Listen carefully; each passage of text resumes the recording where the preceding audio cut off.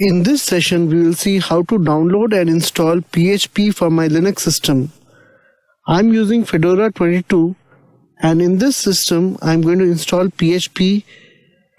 To install PHP, give the command dnf install PHP.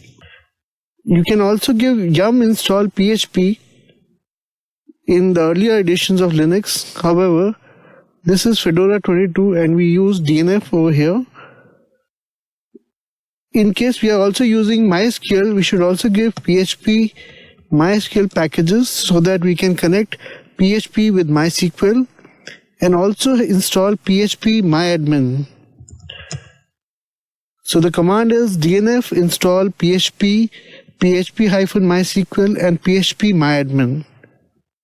You can also give -y so that it installs without asking your permission.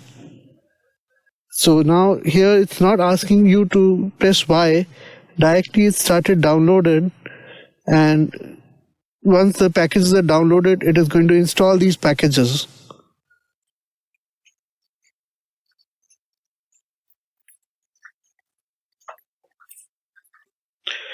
The complete message shows that PHP has now got installed. Let me clear the screen. You can give PHP --version to check which version of PHP is installed. In this case, PHP 5.6.17 is installed. You can also open php.ini file to edit its configurations. You can say vi etc php.ini, and this is the configuration file which PHP uses. It has got various directives, and you can go through these directives over here, and in case you want, you can uncomment these directives over here, or you can add your own directives which is required for configuring PHP.